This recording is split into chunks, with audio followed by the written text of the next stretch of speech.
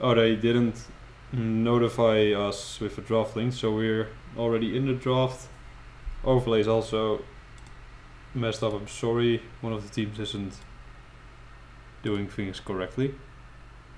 Bet has started. Let me quickly check what happened. This Inertiae was first pick. They banned the Kerrigan. Water Dragons banned Falstad, which means Sylph was up for this Inertiae, but they valued the Malfurion more. Then the Water Dragons handily snatches up the Sylph and the Tyrael that they played last game here as well.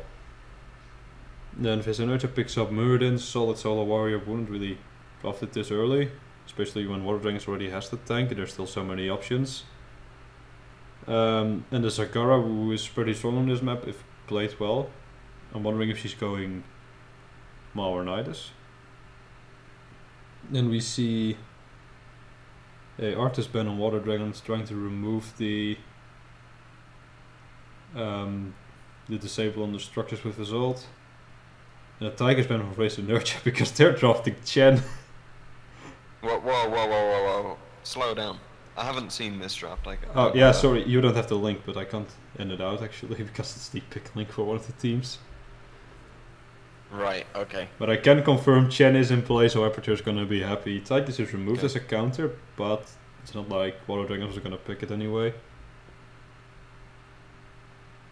And they're getting their last pick now. They're probably moving into... I would like to see a Jaina pickup here. Actually, no, not a Jaina pickup because they've got Tyrael and Asmodan. Are they going full split push with Zac Asmodan, pressuring all the lanes during the objective with Asmodan straight and Zagaranitis? Would be fun to see. I'm expecting a... They can go melee assassin here. Like, you don't really need a second tank against this kind of comp. Thrall's still on the table, Sonya's still on the table.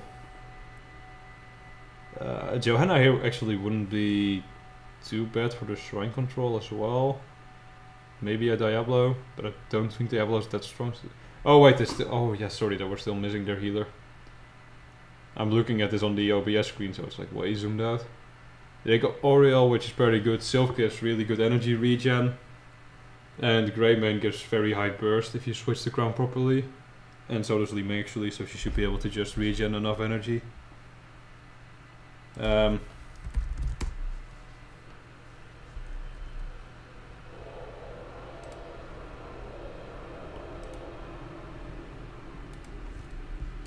Okay, a lobby has been created, it's in the Heroes Lounge chat, so we'll be joining that.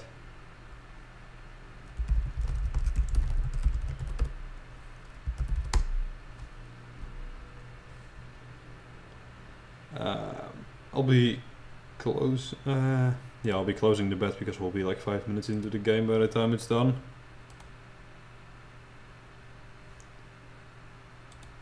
We'll be moving into the game. I've got to update my overlay as well.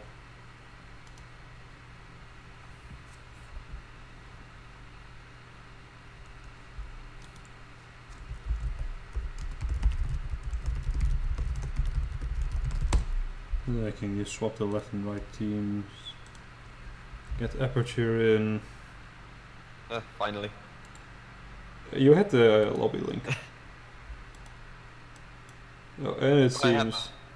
I haven't seen the draft. The game screen 3-3 has happened, but we should be all good now.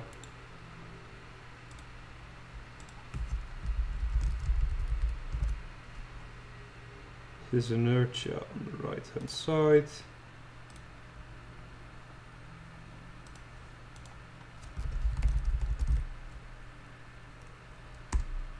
There we go.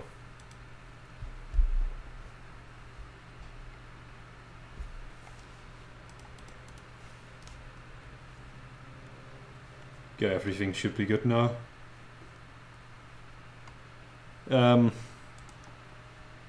I'll try to explain the draft a bit more when we get into the game. Something went wrong with Yufta not sending out the draft links before they started, which means we didn't actually get to see most of it. It's not the biggest of deals though, like we'll just explain as we go along. So what we see here is kind of what they played earlier as well, like a hyper-aggression comp.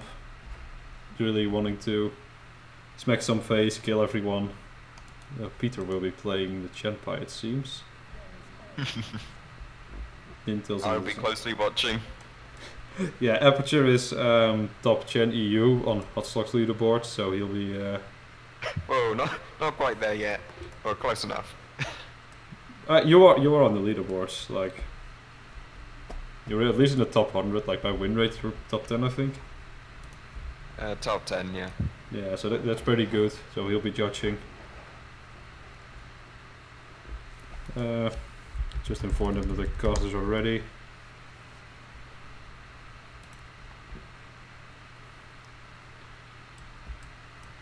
It seems like, as much as I like the play coming out from Water Dragons, both their skin game and their portrait game is not on point, which kind of disappoints me. Epixors noticed me. Yeah, you notice Nintels.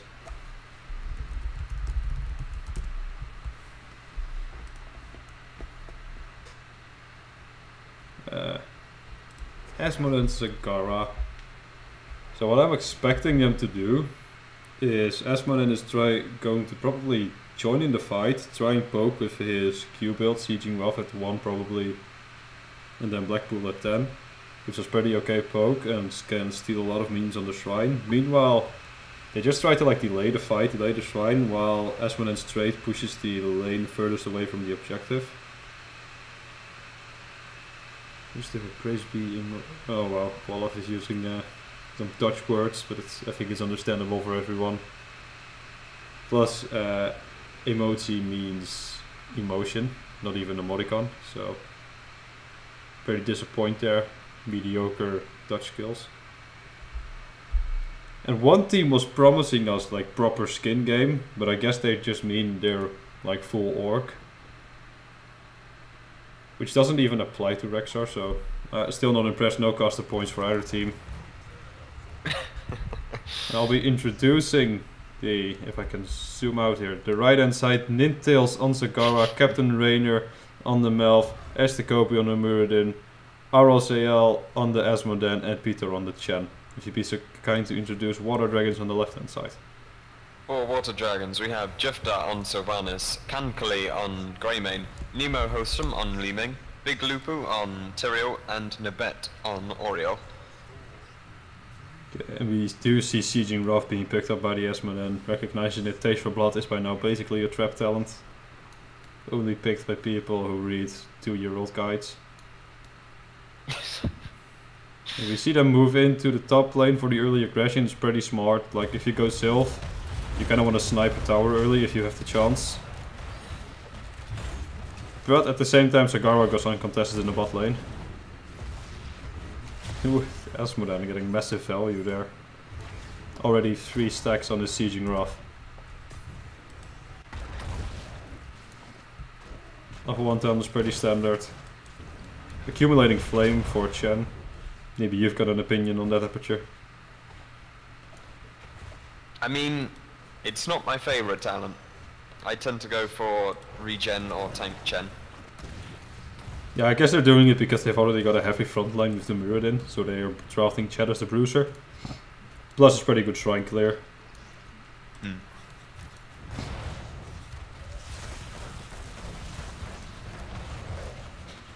I'd have liked to have seen grounding Brew instead though, I think. Especially against Greymane and Leeming. Yeah, it is surprising actually you didn't go for Elusive Brawler against the Greymane. Like it negates a lot of damage. We'll see how he'll manage to survive. Greymane already having to back actually against the Zagara.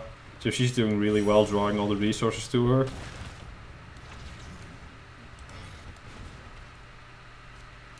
And you see XP is equal again for both teams. Shen actually taking a lot of damage top, but he probably doesn't really mind. Asmodee and 5 stacks in a straight. Just keeping Chen alive there. Nice. When Sagara is a bit far out in the lane, she's probably getting caught out here. Yeah, and she was killed. You see level 4 being hit for Water Dragons. Greymane going into the Q builds, which is pretty standard by now. Poking builds for Sylph with the Lost Soul on level 4. Chen fully committing to Ring of Fire now.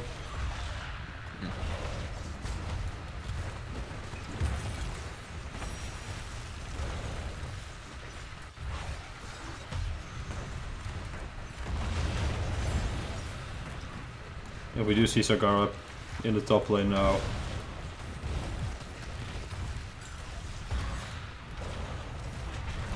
As we're then getting loads of stacks, hitting all the 4 heroes.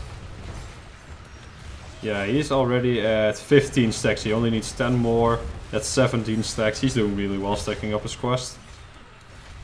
And Espeon is buffing the top lane where Sagara is pushing, so that's gonna get a lot of value. I'm really liking this strategy coming out actually from Fizz Inertia. They can expect to lose the first shrine because they're not really built around contesting it. But they just want to get early pressure with the Sec Esmedan. It's properly baited over.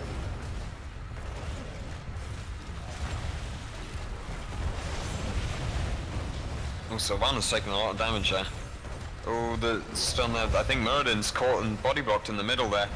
Chen managing to kick out, but caught just due to very low health. Yeah, and meanwhile Sagara was killed by leaving the top lane before she could actually do extreme damage to the fort. Walls are down, which is nice if the next Punisher manages to spawn top, but they're getting the camp now. Level 7 was hit for Water Dragons. Greymane going for the Q quest talent. Tyrael, any... Like, this is the third build we see coming out from the Tyrael, a bit more standard with reciprocated level 7. Everything else seems pretty standard.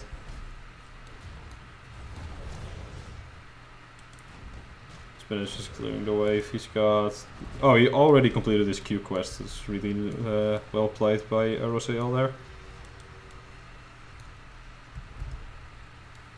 We actually see Espeon doing the highest damage.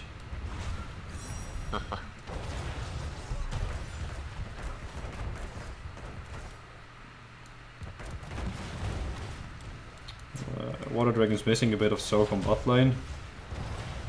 But they'll be able to get this tower probably.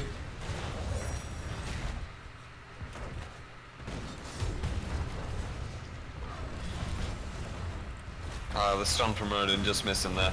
Although I think they might be able to get Sylvanas with exceptionally low mana and health, yeah. On she goes. I think the other two are probably safe to get out. Chen can't stay too long under those towers without his healing talents. Espeon used his General of Hell somewhere, but I'm not sure where. He may have done it on the bot lane while I wasn't checking it. But yeah, this is nice. They're getting the Bruiser Camp now to stop the one on top. Sagara's actually already taking care of it. I guess like Espeon is gonna trade bot pretty soon. Or he's gonna look to amplify the top push, but I'm not really expecting that. Yeah, I'd like to see her come down pretty soon.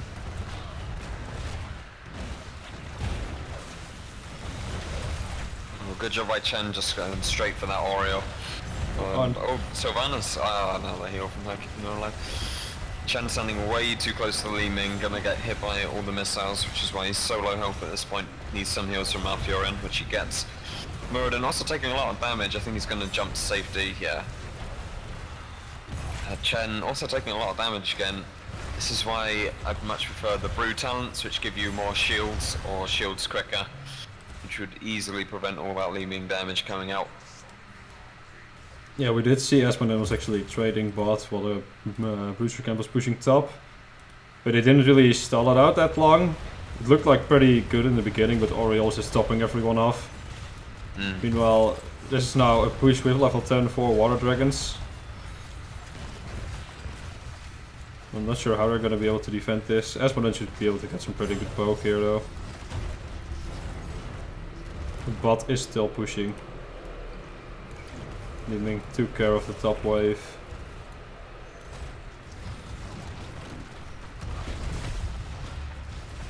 goes John Cena. Probably gonna die here. Yeah. Rip John Cena.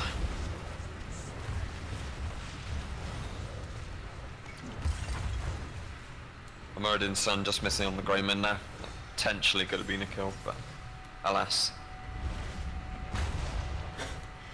This is I like the play coming out from Inertiae here. They were down a talent tier, but they didn't feed. And now they only got like a fort from this and a bit of the front wall on the keep. So pretty well played by them on the defense. She's moving into Maw, so she's not gonna split push much more after this. And Maw is really nice against like a diving Greymane, because he can just get stopped in his tracks and people can position to blow him up.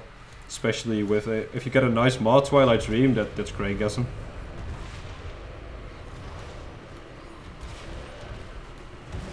I'm guessing you don't approve too much of the Maw. I love Nidus, I never pick Maw.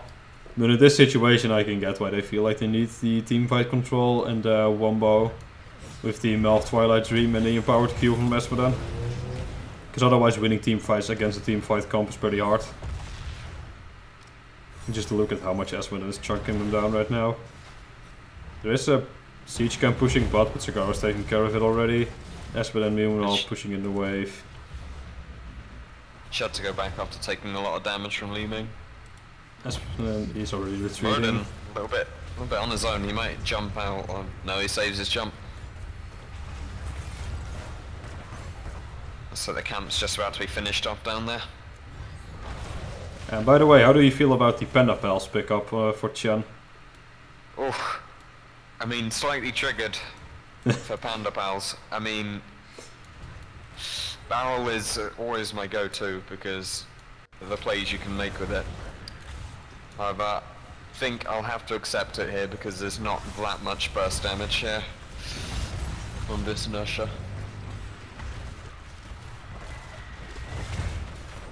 Chen, here he goes, jumping in. Here come the Panda Pals. And the more goes on, keeping Greymane locked out. The Sanctification goes down, but no one's inside of it. Cigarro taking a lot of damage, and Muradin getting hit. Ouch, he just got knocked straight into that wall. Sylvanas also falling. Greymane just using Go for the Throat there. I think he might be able to take out Mercurium, which he does. Chen now stuck on his own right in the middle of them all. He does try to kick out, but does get hit by the whip at the same time, knocking him out. Cigarro also getting picked off as well. But there's a 4-for-1 there for Water Dragons. Yeah, I'm not sure if Melf was pretty far to the right when the Maw hit, so he wasn't ready for Twilight Dream follow-up. And his reasoning may have been Sanct is still up, so it's probably gonna get Sancted. But I think if he positioned well enough, he could have maybe Sancted Ethereal and the Greyman at once, and that would have gone quite a bit differently. Meanwhile, though, Esmeralda is creating pretty massive push on the bot lane. He's clearing out mid now. But they can just leave this and take care of the minions. They might even... I think they might get it. Yeah, they've got it. They got the 4-4. Yeah, good old minions. Wondering how long Water Dragons is going to delay this. Like, delaying until 16 wouldn't be like the best thing. That takes quite a while. Yeah, they're having it. Asmodan. Chen on his own a little bit. Actually, he should probably move back. Oh, and Asmodan stuck down there. I think he's going to walk back up. Oh, here comes the John Cena jump. I think they're just going to back up, maybe, do some damage and ignore the fort.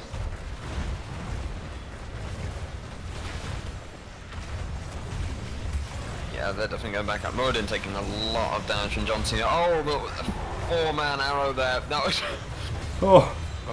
It's just Chen. Technically still a 3v5, but... That arrow was massive. Instantly on the John Cena. Oh, poor Chen. This could potentially be game.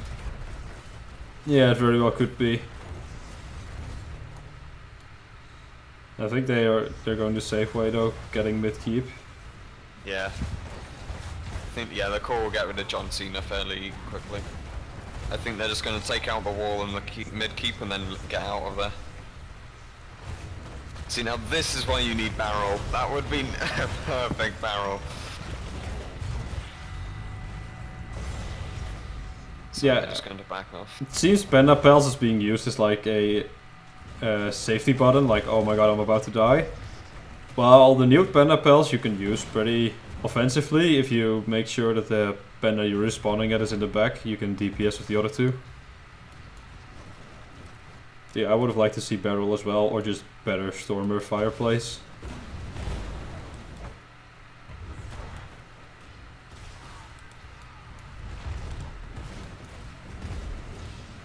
Asman is just deep pushing mid with his trade.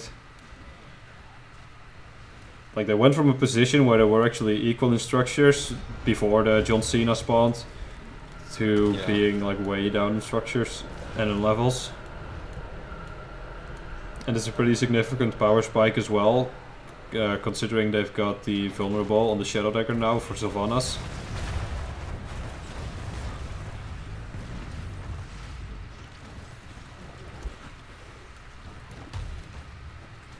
And I think the Asmodee's poke is getting kind of done in by the fact that Oriole has a lower cooldown heal, and Water Dragons is playing so aggressively that Oriole constantly has the energy to pump them out.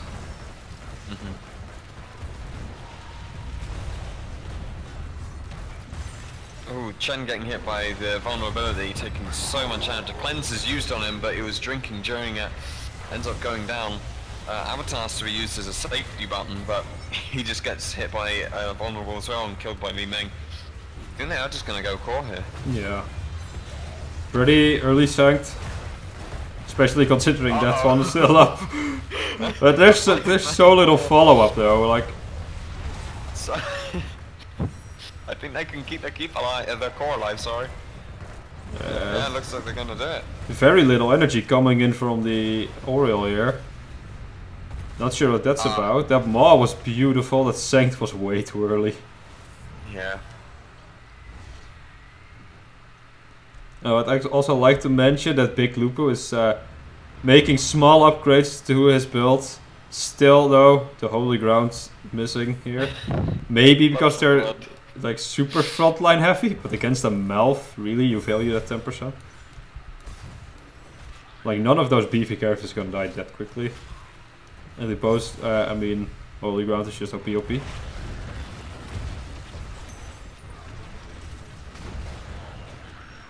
This is a pretty nice situation for Inertiae right now. They're not a talent tier down quite yet, still 3 levels.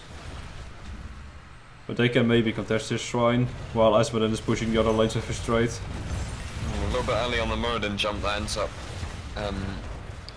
hit by stuns. I'm pretty sure I also just saw Cleanse get used there on him. Oh, Dango's trying to dream sensing Tyrael and Sylvanas. Panda Pal's being used, Sylvanas taking a lot of damage, Crystal Age is saving her there. Ooh, Crystal Age is doing a lot of damage to both Muradin and Chen. If Chen's spirit dies, then down he goes. With the new update, if his spirit's die, he will not pop out like normal. They only need... probably going to die. Down goes him and Muradin as well. If Asmodean survives, he can get this shrine for his team by just landing a nice Q. Ooh, and Malfurion getting chased down by Greymane. They just need 2 more, but Asmodean is getting pushed way back. I think he's still just in range. Maybe if he fires a shot. No, he's gonna die. Very nicely done, zoning out the Asmodean there, knowing that he's like the only thing that can save this shrine. And this I don't think they're even gonna go for the shrine now. This is just game. Massive push coming in from all the sides. The Bruiser camp that they picked up before the shrine spawned is already at the core. It's time for the 1v5 Chen. He can do it. He was gonna do it, I'm sure. Very well played.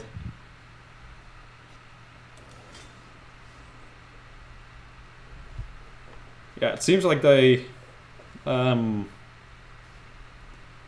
bullied off by the hyper aggression from Water Dragons, not allowing them to stall, so not getting that massive Asmodean push value. And at the same time, like the Asmodean poke got kind of negated by the huge Oriole healing. Like, look at the difference in heals here. 83k on the Oriole, while Melf, who's currently overtuned, only 35k. Like, very well played. Asmodee still, like, look at the damage he did. Easily at the top. So I really did like the draft coming out for Fist Inertia. It just looked like the comp from Water Dragons was played very well to counter what their game plan was. And we will be going into a short break now before the next. Okay, 3-3 should have proceeded successfully. And we're on the next thing right now. We are ready. Let's go into the draft. Webcam froze again, but I'm not risking freezing again, so we'll do without the webcam for now. Draft is slightly small because it's adjusted for Heroes Draft, but the teams decide against using it. It's Brex's Holdout, first pick for Water Dragons. This is a map where Melf is even more OP because it's really about the lane sustain, and his high heals and mana regen really get a lot of value here. It's also a map where you typically... one of the broken things is Medivh with his level 7 Astral Projection, being able to like 5-man gank points easily. And then picks like Rexar and Artenis who can just like stay on the shrine. Rexar can just put Misha there while he pushes the lane. And you basically can't get Misha off. Melf getting banned by Fist Inertia. Now, we haven't seen this map being played yet in Heroes launch, I think. So I'm curious how the two teams are going to draft around this, especially at the amateur level. Even though this is Division 2, so that's pretty PogChamp. Oh, I saw Sam spamming announcements again, feels good.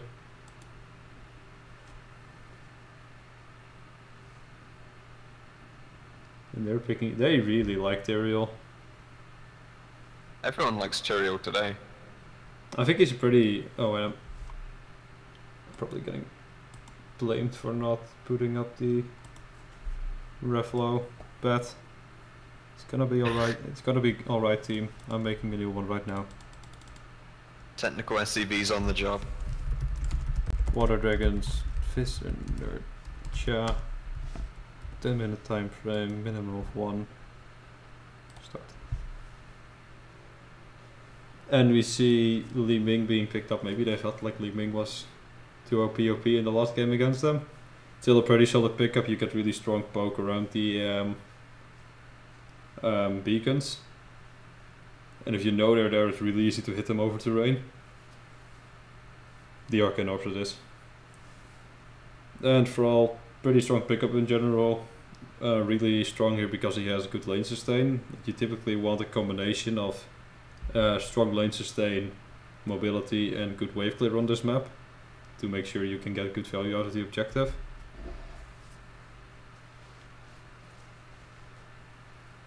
Now, what is Water Dragons going to move into? Some people really like Sylvanas on this map. I don't really care much for... Oh, they're going. Kerrigan seems weird. To be fair, they played her really well, so it might just be like a comfort pick. But her lane sustain isn't the greatest. She's pretty mana inefficient. And it's not also not like a map where you get massive ganks on people, because usually the split is 1-4. And if you move Kerrigan away to gank the solo lane, then suddenly it's a 3v4 on bot, or top, depends on how you split. Usually it's 4 people bot lane.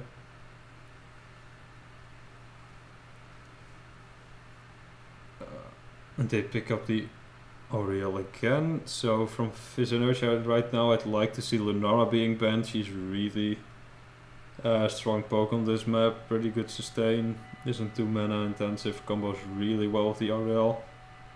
And I might be afraid of going into something like a Sylvanas again, because Sylvanas also does like pretty good poke, so gives decent energy to Auriel.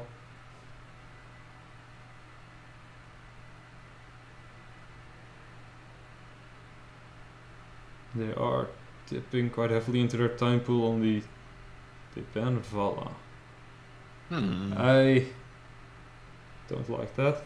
Vala is basically like, you have to play her really well to get good value from the Vala, while a Lunara is so easy to get value out of. and it synergizes so well. They might still counter pick Lunara though, that's not really a problem for Viz. But even so, like they're not gonna go Lunara and Sylvana, so I'd like to have seen either of those banned. If they pick up the other. And we see Water Dragons banning ETC. Stage Dive is right now really nice to capitalize on mistakes made by the other team. Plus, like, isolating people for a leaping combo is pretty good, but I'm not sure if he's like the best pick. Or at least the best ban. Like Muradin is still open for Viz, who is really nice with third wind here to regen the health he loses in the poking war. And I'd like to see Brightwing being picked up for Viz Inertia. Nice counter to the Kerrigan. Solid sustain, gives you mobility around the map as well. Kinda surprised Water Dragons didn't ban Brightwing actually. Seems like the more logical ban.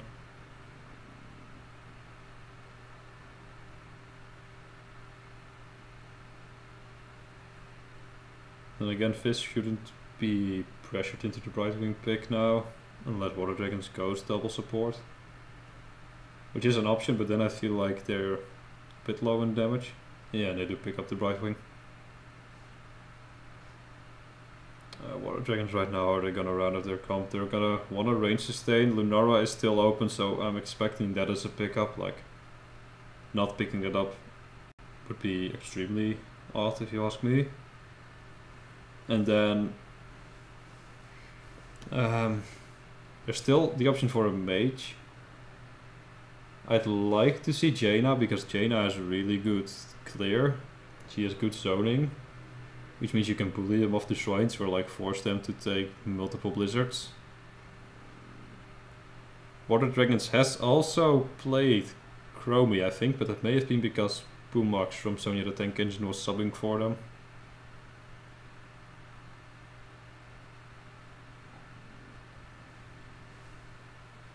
Dipping into their temple quite heavily. Stitches! Books for days.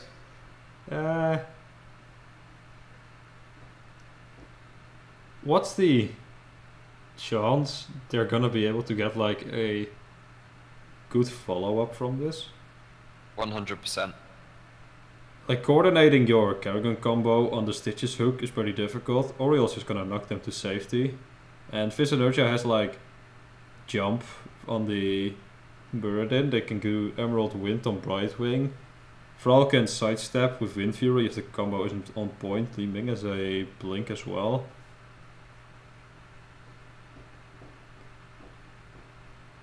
They go Stitches Grey main.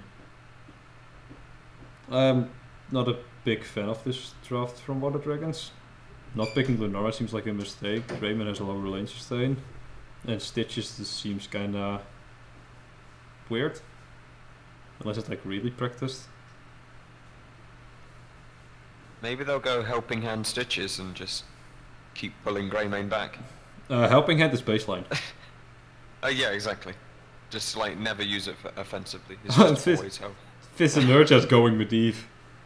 They know the memes. Astral Projections level 7 gives you a huge portal range. I really like this pickup.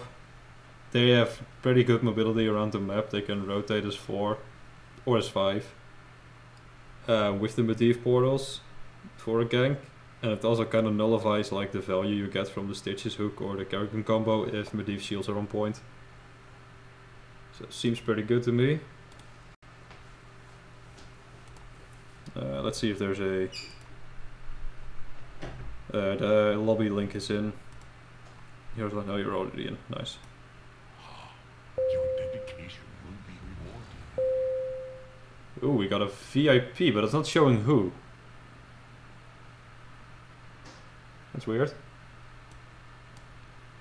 May have to check what's going on there. Or I'm just blind. That's also a possibility.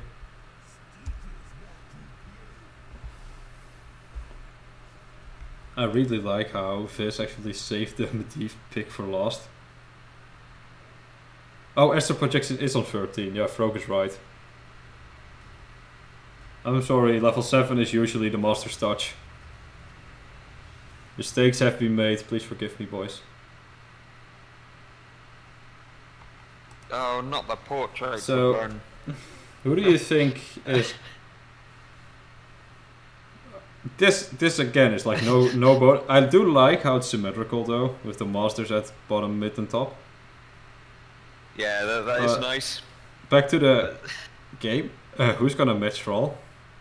Their solo lane is really weak. Like Rayman can do okay, but he's gonna get pressured back to towers if he doesn't want to take massive damage, and his wave clear is pretty mana inefficient. I guess he's the only one that can properly go there though. Or maybe Kerrigan, I guess, but... Kerrigan can do it, but then you lose the value from Kerrigan trying to gank someone, which I kind of think you already do on a map like this. Stitches is okay. He does decently in lane if he goes slam build. Tyrael also does decently.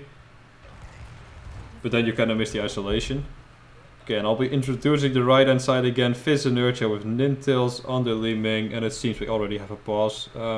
Let's allow him to catch up. Let's ask if he has a potato PC. Okay, he's fine. There we go. Captain Raynor on the Brightwing. It seems he's already back. Estacopi trying to jump over the wall with his Mirrodin. ROCL playing the Medivh, and Peter on the Thrall. If you'd be so kind to introduce Water Dragons on the right hand side. For Water Dragons we have Nemo Hostum on Stitches, Nabet on Oriole, Jefta on Kerrigan, Big Lupu on Tyrael as always, and Kankeli on Greymane. And we see Big Lupu again changing up his Tyrael build. It seems he will be the one in the solo lane, which is pretty okay. Like, he's not gonna win it against Thrall, but he doesn't lose too badly either. But he might lose a lot of mana though, so he might have to back once or twice. Orb doesn't connect. Stable portal pretty standard for Medivh, especially on this map. Ooh, that one connected.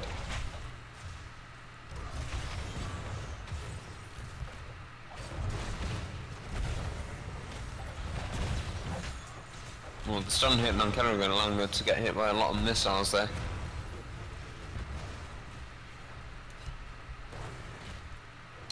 We actually did see Greymane go into the extra range on his Q and a mana refund, which is probably a map adjustment so that he has better mana sustain. We usually see the auto attack potion hybrid build coming out from Greymane these days, where you go Inner Beast or a Wolfheart at level 1, I mean.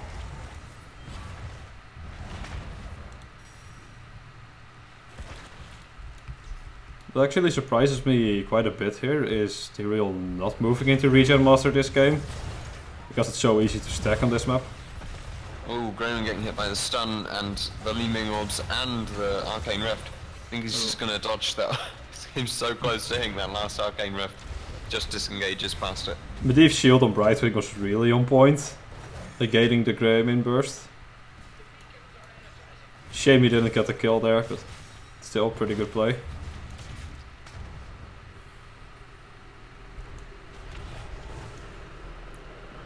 We see two people collapsing now on the Greymane. Oh, I mean on the Thrall. Should be able to just get away from this though. And he does. Which means it's a 4v3 in the bot lane. Right, we take a lot of damage. I think she might use the portal to get out though. Oh no, Mirrodin takes it to get out and then runs back. Oriole and Greymane both getting heavily hit, Stitches getting heavily hit. Stitches going down to Li Ming magic. And we see Thrall did actually kept the top lane against two, but he might... No. Tyrael was not moving in for the body blocks. But they're equal in charge again. 26 against 24, it's pretty good. And Medivh went up to get the shrine here. It's not going to be able to contest Greymane though. Burden trying to delay the double cap, but doesn't manage to do anything. But Really top is taking a lot already. of damage, huh? Oh, the hooks on Li Ming. Just teleports away. A level 4 was it for both teams.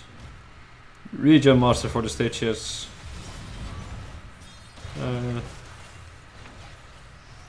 The slow on the Detainment Strike for the Oriole. Pretty standard talents.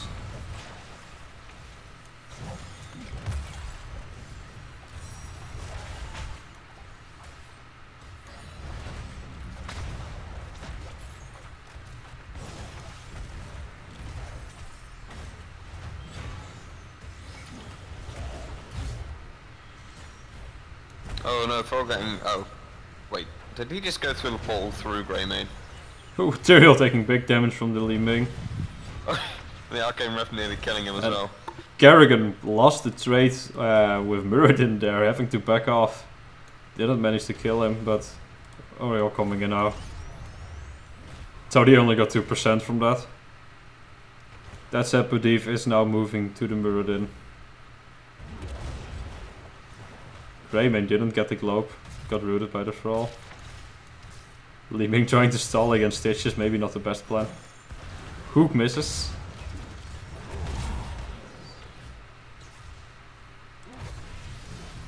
I do like the bird's eye view on Medivh. That is going to be so useful. Beacons. Mm-hmm.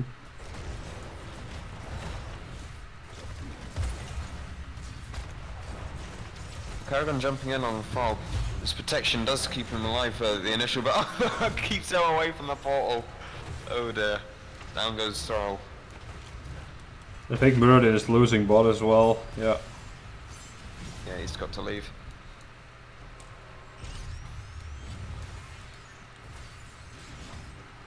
Just let...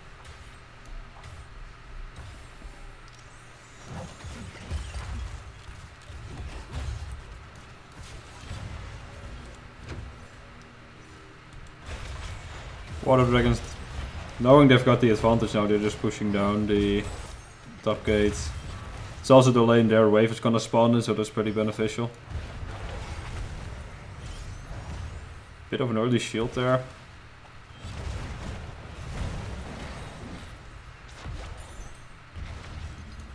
Looks like Muradin managed to cap bot again, but he's in a pretty risky position. Gets Kerrigan combo and dies bot.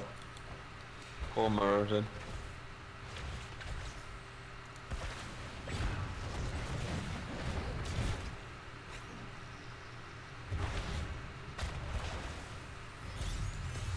I think they might get this glaive.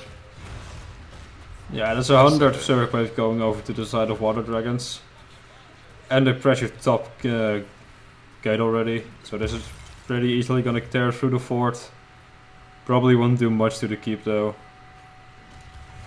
Meanwhile, Medivh is just soaking top. Tyrael's taking care of the bot wave, not the strongest thing in the world right now.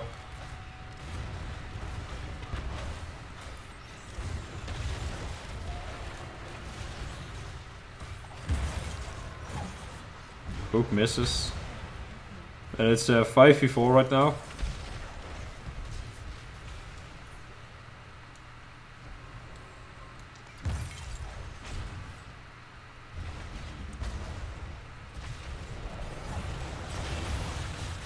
Oh, the Kerrigan hitting two people. Cleanse being used there to keep them, keep Muradin alive. Tyrael a little bit too far forward, just getting hit by everything, but Muradin's still getting Kerrigan comboed. Just gets nuked down. Not very often you hear that. Yeah. And they're gonna get the tower here, maybe the second one as well. They're about to hit level 10, but I don't think they're gonna make anything significant happen. Unless they're gonna trap people in bushes. Like Water Dragons. Seems like a Water Dragon thing to do. One of the Zerg things is still alive.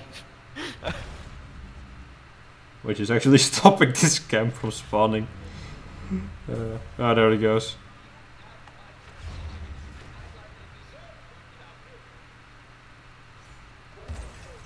Medivh just scouting for his team. Making sure they don't get some random Stitches hook out of nowhere. Thrall clearing top wave, moving back now. Kerrigan getting hit by a lot of damage, including the Raven Bomb. But I think they got this camp as well. Yeah, they just lost Indeed. both the camps. Stitcheshook misses Li Ming. A little bit risky jumping under tower like that.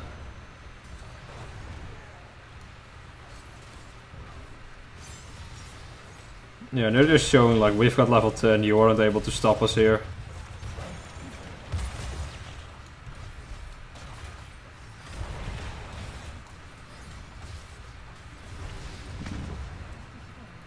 What do you think of Gorge, by the way, considering they have Medivh? I'm not too sure. I mean, oh, Really wow, nice cocktail there. Destroy that. I mean, I do like it if it was used on someone who got hooked from the back line. Oh wow, the Crystal Age is just saving Tyrael there. Oh, Muradin way too far forward. I think he's safer. Yeah, if anything, the Medivh portal has got him as well. Kerrigan having to back out due to lack of mana and health, and Tyrael also following suit. Yeah, it seems like, just considering like how Gorge would be used, you either want to drop someone on top of a Kerrigan W, or you want to make sure Medivh isn't there to portal them out. For now, they're fighting on equal talent tiers again. 10 was just hit on the side of Crocodile. Seems like a skirmish happening on the bot lane.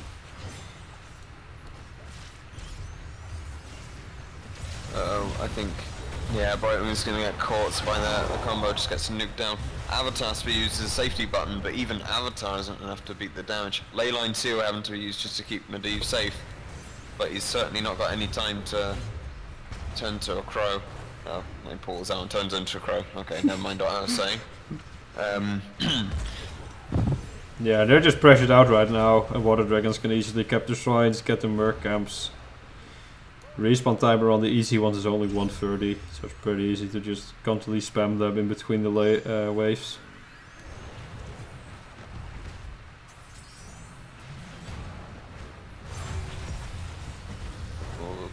Emerald Winds to use, they just want to make sure they'll try to stall for time. But Li Ming getting pulled from the portal doesn't actually make it and ends up going down. Kerrigan's Stormers were used in Sanct, keeping them all alive. I think, yeah, Dawn's going to get caught by the combo. Muradin Cleanse getting used, whether someone can go and pick him off. Oh, the hook just pulling him right into Tyrael's sword, who smashes him on the way by. Yeah, this is gonna be a 100-0 beacon going over to them. And they're starting boss right now. Pretty safe. There is Emerald Wind on the side of the Crocodox. I mean Vis Inertiae. Oh, I called them Crocodox before as well, I'm sorry. But I don't think they're gonna be able to contest this. Level 13 did hit for Water Dragons in the meanwhile. Nothing too odd. Yufta going with a standard Kerrigan build again. Greymane and Feather the Soul actually. Pretty decent. He's able to go pretty aggro anyway. Uh-oh, Kerrigan combo stunning only Muradin. If that hit on Thrall, I think that would have been a kill secured. So this is a definite keep. If any of them fall, it could potentially be game. Yeah, Sanct is up in 1 second, Maelstrom is up in 6. They should be able to go pretty ham right now. Oh, something gets used. Greymane just getting saved by Chris Aegis, but and the explosion killing Thrall. Sanct also goes down, as is Emerald Winds. Muradin just managed to get out due to the winds. Tyrael getting stunned and a little bit stuck. He might have to back out. And oh, Brightwing just getting caught out there.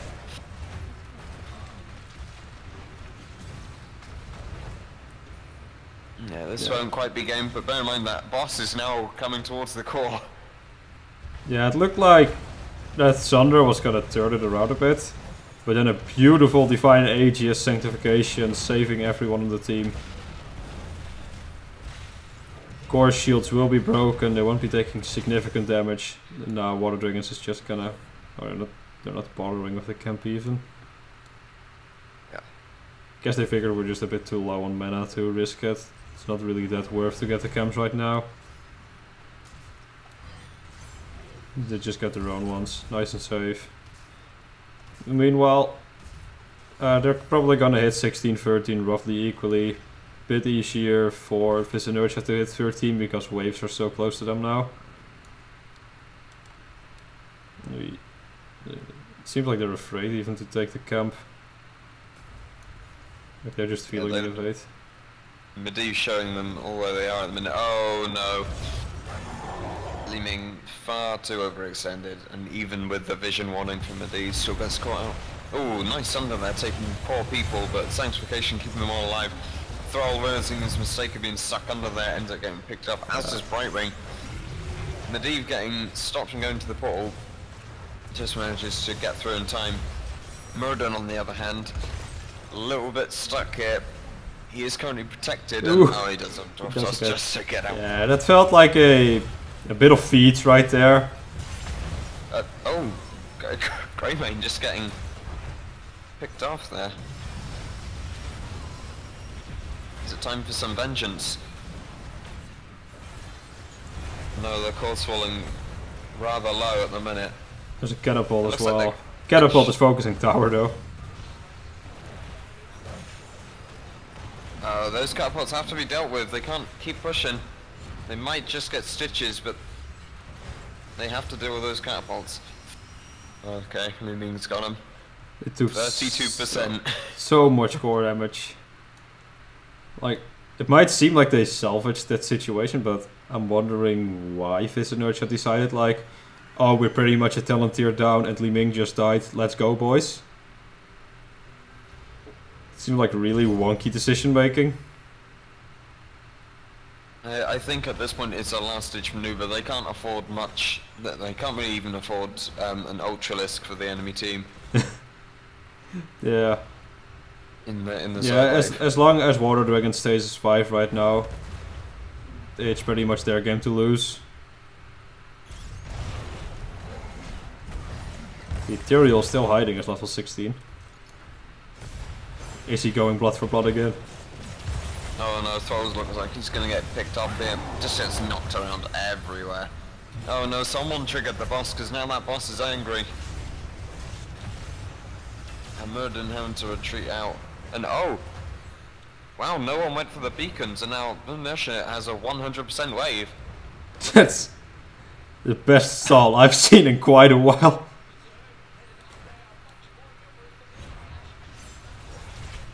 Yeah, this is buying them some time.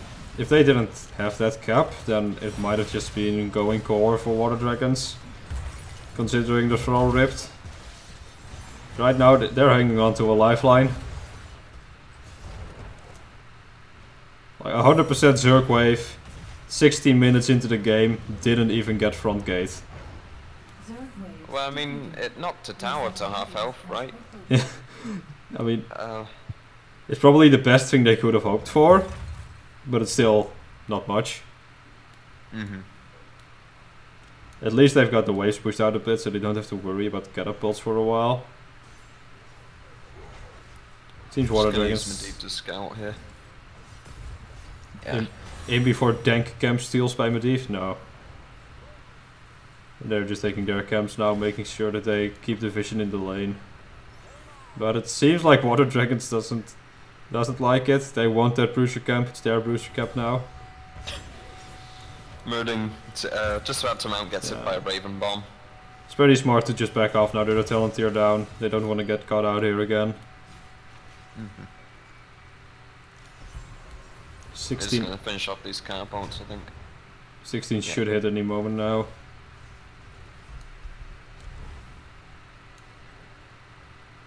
Why is Medivh going into quickening? Explain to me, Senpai. I mean, I'm guessing all ganks? I don't know. Yeah, you basically pick Medivh here for the Astral Projection. This is... gonna fall. Oh, the sun! The sun, no! Yeah, this is gonna be game. 2 people dead, 3 people dead. Tyrael is still on the hunt here. He's shouting them away. 4 people, yeah. 12 turning around. So 5 people, yeah, that's GG. They might even just kill the core before the boss even gets there. They probably will actually, there's 2 catapults there. Which is a shame, because I like boss.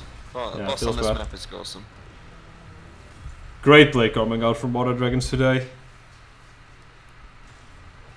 And GG to both teams. I like how we saw Brexit here. Feels good.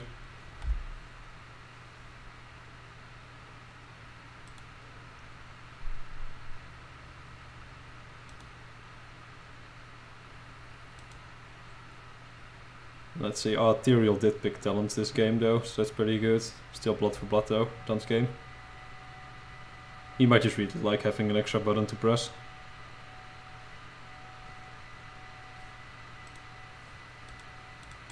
And this time Kerrigan actually carrying the top damage roll. Greymane second. That actually shows pretty good Greymane play. Usually Greymanes tend to not be that high, unless they're played very conservatively and just constantly poke. Often they just like dive in, get like 1k damage on and rip. And we'll probably be moving into a winner's interview pretty soon, but we'll be going on a short break. So we'll see you soon.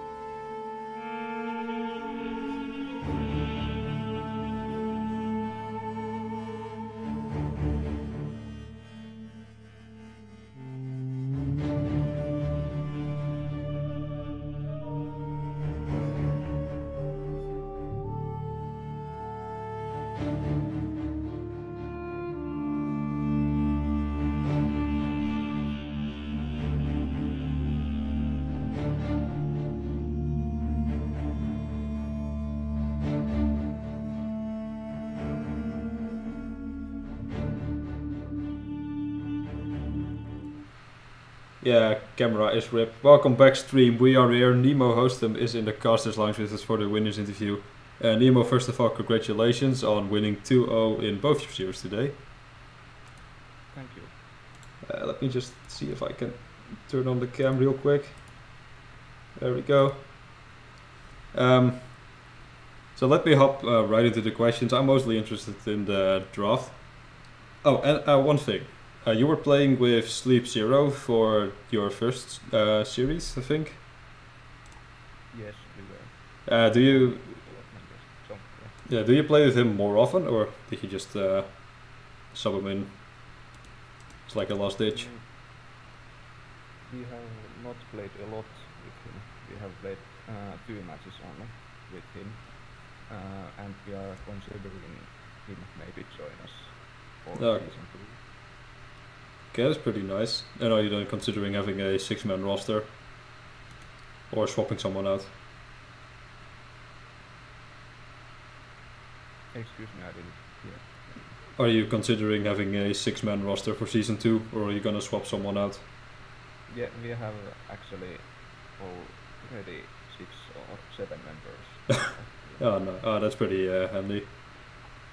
So we want to be very flexible on scheduling matches and so on. We want Yeah. That's definitely nice. Okay, then first game. You were second pick on Cursed Hollow, I think. Yeah, you lost the coin toss. First thing I want to ask in general is why did you value Tyrael so highly in all of your drafts? I think we have a really good Tyrael player and we like to build our composition with him. Okay. And it also counters enemy team to build dive from. And usually, like, we see a lot of sustain comms being built right now in the current meta, and not much burst. Zet zijn volume even hoger, je hoort er geen kut van. Oh, apparently we have to turn up the volume. Was just notified by my brother. Nemo's volume is doubled right now, so we should be all good. Sorry, stream. I should have done that earlier. Okay, but you draft a lot of burst comms in a meta that's currently viewed as quite sustainy. Do you just like playing very aggressively and don't enjoy the poking war? Or is it just that you think the burst is still the superior option right now? We want to play very aggressively. That's what our team does almost every game. And burst comms are pretty good. I think there's not much difference between sustained damage and burst comms right now. Okay. The Cursed Hollow game wasn't really too stand out. You just played solidly throughout the match.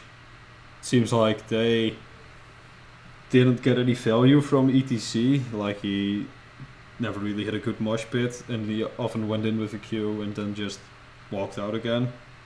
And the Tyrael player was really good with denying the Jaina value. Did you feel at any point like you had something you had to worry about in that game? Or was it just like cruising through, gathering tributes, pushing everything down? We didn't worry a lot about anything, so only about throwing some boss fights or like about that we need to pay attention to him. Okay. And then on Infernal Shrines, first of all, why the early ban on Artis? Was it for the Kerrigan pick, or just because of the Syndragosa? Or maybe both? It was for Syndragosa. Yeah, okay. That was like Supanas. Yeah, that's what I was thinking as well. Yeah, you were playing the Li Ming that game. Oh yeah, Uther was still open when you picked Kharazim, so what was the reasoning for the Kharazim pick? I think Kharazim has more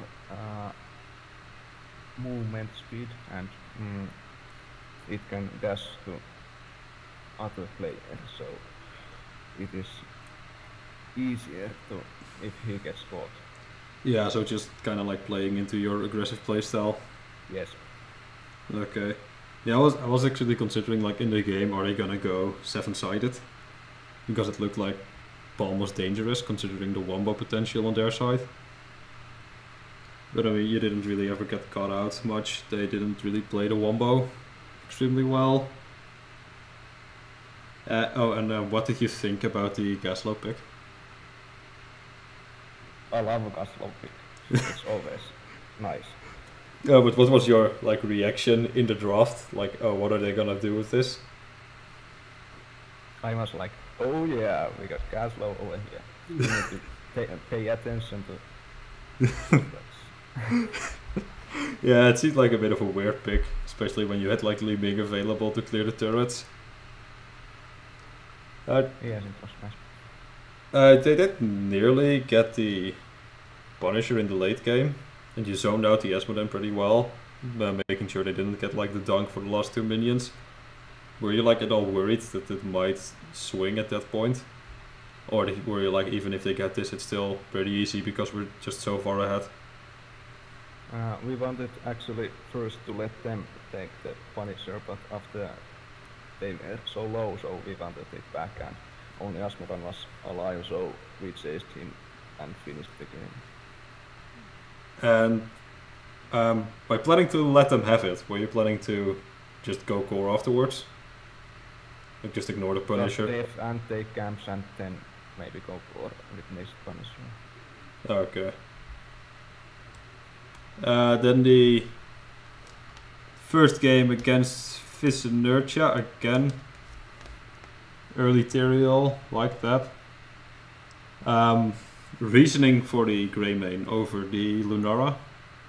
We didn't get to see the draft fully, so I may have missed something there, but I think Lunara was still available. And you didn't draft it in the second game either. Is it just player preference, like Lunara isn't your type of hero? Just wanted aggro damage? Or? We wanted to dive deep. Yeah, okay. Like, typically Oriel Lunara is pretty decent, but if you get a Sylph and Li Ming and you have a good Lunara to, or a good Oriel to switch the crown, then that still works for the energy. Like, we nearly saw Esmoden getting kills, but Oriel's just topping them off. And how did you feel about Esmoden split pushing?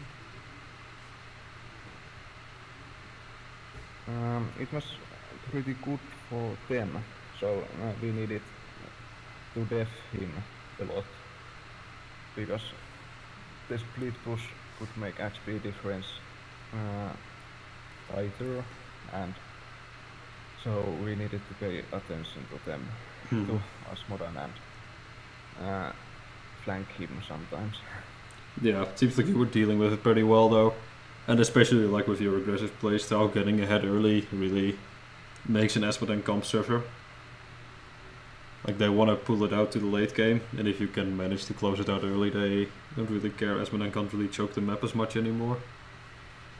And I'm hoping Aperture has prepared some questions by now about the champ pick. My main question is, what did you think when they picked Chen? We thought that we are in trouble, actually. But we also focused then to the early game, because it's the only way we could beat 2 tanks with only Viral tanking for ourselves. And what were you expecting after the Tychus ban? Were you thinking they just ban it because it's a solid range, or were you thinking like, oh, they're going double warrior with a Chen, or with a, I think ETC would still have been open, like they could have gone Diablo, or they might go like Cho'Gall memes? Yes, we thought that it's absolutely they pick second tank. It might be Cho'Gall or it might be something else, and we decided to leave Karasim for our last pick, if possible, if they pick Cho'Gall, because 7-sided strike. Yeah, that's still available. That's still a pretty good counter. And then the biggest surprise for me actually, how often did you practice Praxis holdout? We haven't. We have played maybe 10 games together in Praxis holdouts. So not very often yet. And Yeah. were you just thinking like this map fits us because it's snowbally, or were you thinking they probably have practiced this like even less than we have? We thought it would be really nice for viewers to see. the map. Nice, nice. Yeah, it was pretty fun to cast this actually. First time I think on Heroes Lounge, so pretty cool you picked it. Confirmed. And then the Stitchiest Grey main. I can understand the Grey main, even though Lunara was open, because as you said you like playing aggressively. Yeah. But why the Stitches? We needed some fat meat to hold the point. Yeah, but don't you like value a hero like Artenis or Chen then?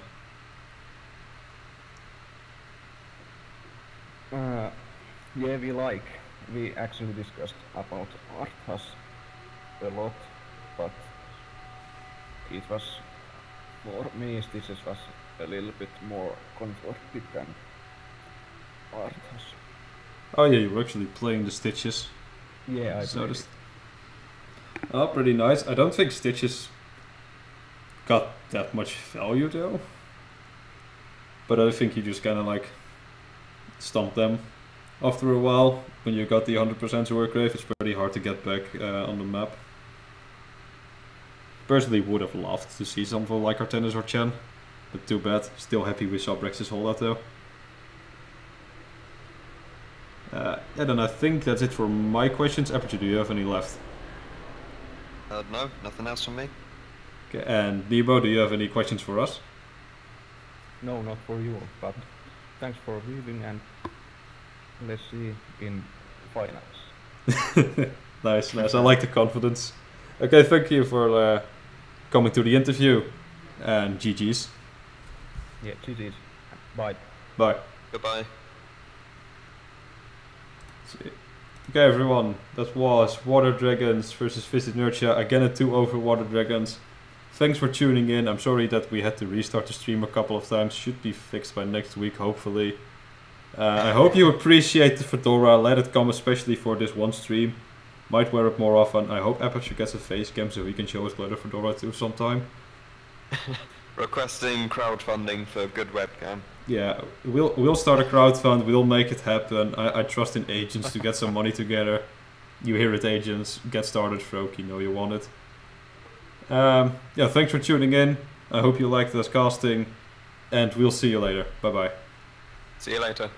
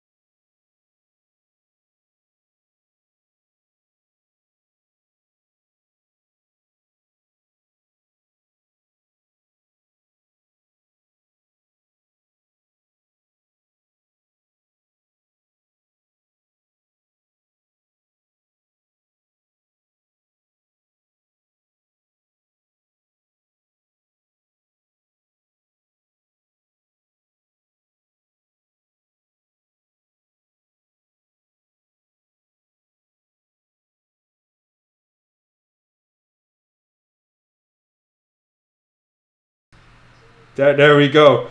Mic enabled. Thanks for tuning in, JP and Pinky as well. I think she might still be later in the chat if you're watching this stream. Thanks very much for joining, guys.